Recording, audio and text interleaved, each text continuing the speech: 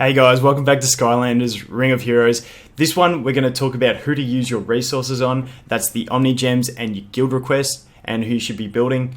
I'm hoping this video works. I've recorded this twice and it didn't work. OBS is playing up on me, so this is fingers crossed for this one to work. But yeah, the basic summary of it is there is no right or wrong answer on who you request. It's completely up to you. There's so many units in the game. We don't know which ones are the best. Feel free to test things out is what I'm saying. Don't get told that this is your best option. You have to do this. Do whatever you want. I'll give you my thoughts and my thought process and who I request. But once again, it is up to you. So we'll jump into it. We'll start with Omnigems because the Omnigem principle pretty much applies to guild requests. But guild requests, obviously, you can request any natural star level in there. So for the Omnigems, we'll start with 1 and 2 star units. So, for instance, 2 star, the first unit I built was this Whirlwind, and when I was building it, I was just dumping all my Omnigems into it. For me, it doesn't really matter if you're building, whichever the first one is you're doing, just dump them in, and then whichever the next one you're building is, just dump them in. They don't really matter. You can fully farm every natural 1 and 2 star unit in the game. So if you think you wasted them, don't worry. You can just go to a scenario, farm that unit, and then you're good. So, like I said, I did the Whirlwind, just kept pumping them in because she was helping with my early game progression, and that's what I wanted to do. A lot of people were going the Kaboom method, so they were dumping them into the Kaboom and then going with that option. And then now people are starting to build the Wham Shell, so a lot are just pumping them into Wham Shell. It doesn't really matter. Like I said, the 2 stars and the same with the 1 stars, just whoever you are building, throw them in and you can't go wrong because you can always go back, spend a bit of time investment and farm the other units if you want to. So that is pretty much it for natural 1 and 2 stars. Really easy option, whoever you're building. When we look at natural 3 stars, there's sort of 3 different options you can look at when doing the 3 stars. So you've got fully farmable 3 stars, which are ones that you can farm from stage 1 to 6 of a scenario. You've got semi-farmable units, which are the ones that you can farm from stage 7 bosses. You get your 3 drops per day, or you can do it refresh and get another 3 runs.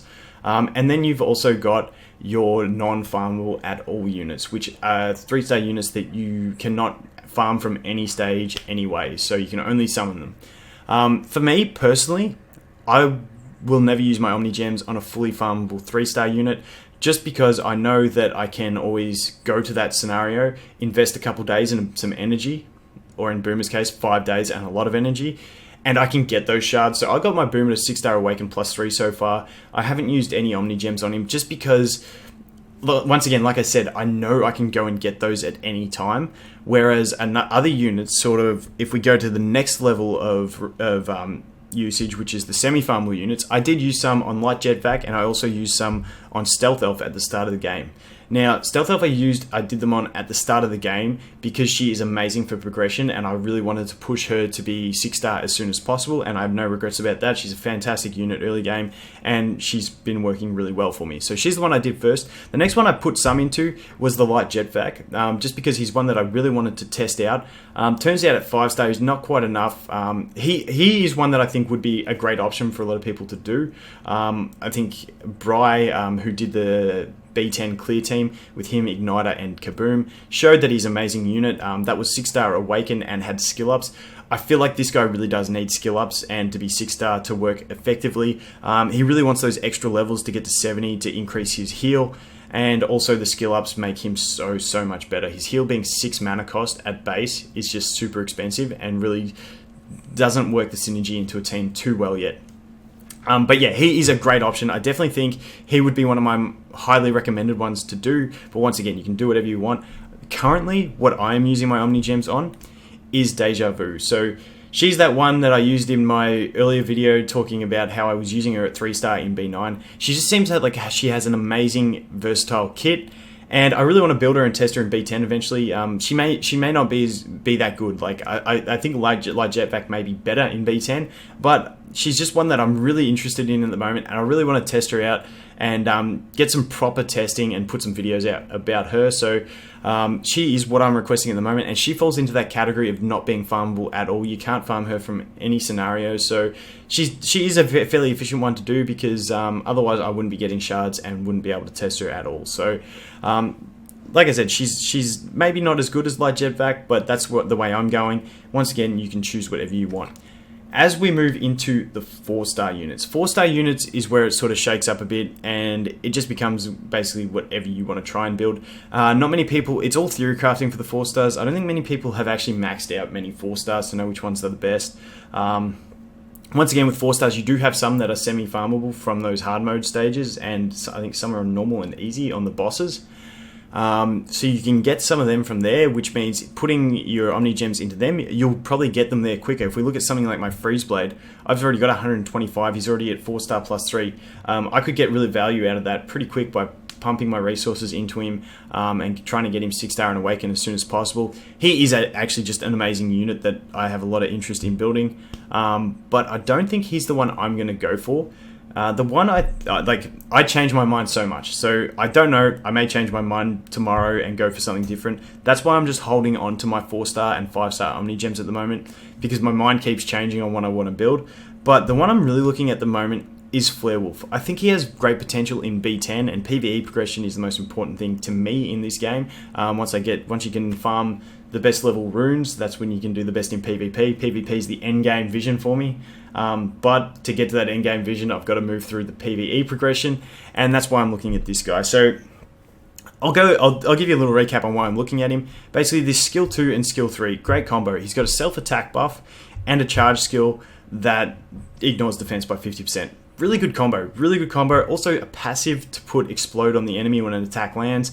Only 30%, does skill up to 50%, but I just think that has real good synergy with the igniter that I'm looking to use when he has this passive. So you want explode on the enemy so he can proc this passive, do more damage. And I just think Flarewolf, being a low mana cost unit, to team up with the real high mana cost unit like Igniter is a really good combo. So he's one that I'm probably thinking that I will use my resources on, and he's got another very good point to him.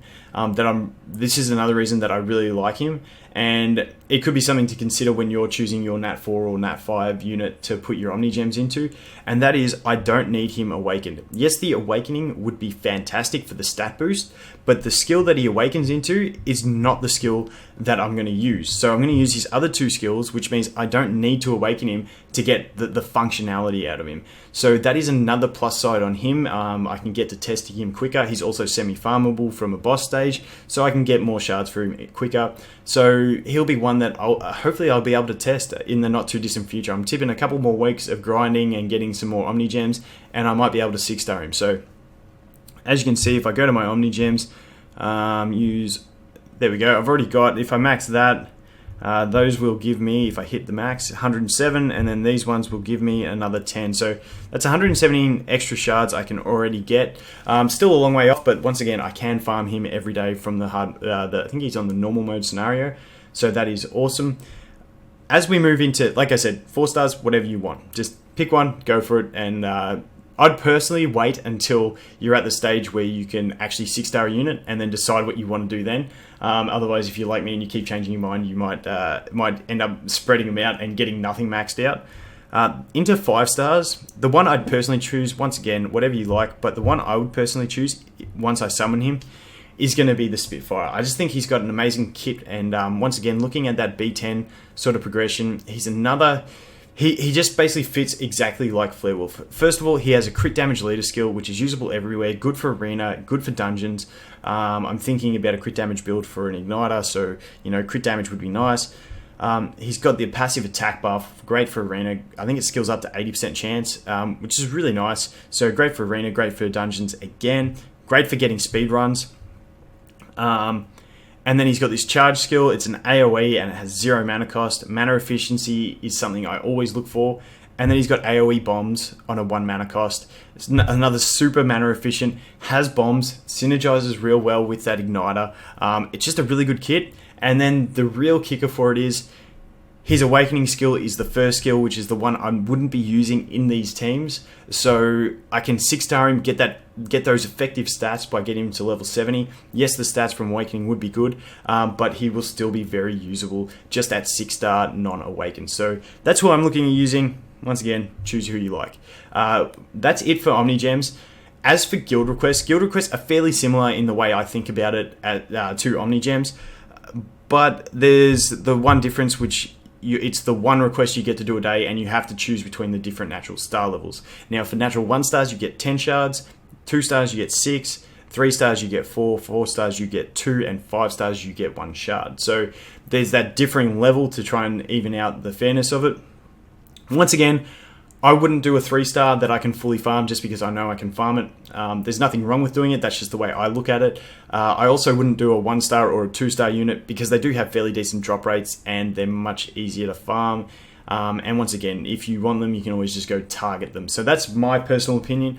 The one I'm requesting is currently that Deja Vu. I think I'm down the bottom here. You can see my Deja Vu request. I did, once again, early on, I requested Stealth Elf. I was doing everything I could to get her maxed out to 6-star early game. And then I did do a few for Light Jetpack when I was trying to build him. But now I have moved on to that Deja Vu. And then there's the discussion versus whether you do a natural 3-star, 4-star, or 5-star. It really doesn't matter. It depends. I think it just comes down to how patient you are and how far-sighted you want to be. For people, like some people may think that a natural 5-star only getting 1 shard a day isn't enough. However, when you consider it that once a year goes by, if you're still playing the game, if you had have been requesting that Nat 5, you'd have it awakened by now. So it's purely like, I think if I had a Spitfire right now, I'd consider requesting him, but I think I would still request the Deja Vu, you know, because I'm impatient and I really want to get a new toy to test, so I'm really working on this Deja Vu, but I definitely think requesting a Nat 5 and a Nat 4 is still a really, really good option. But yeah, that pretty much covers everything for Omnigems and guild requesting. Once again, up to you. Choose who you like.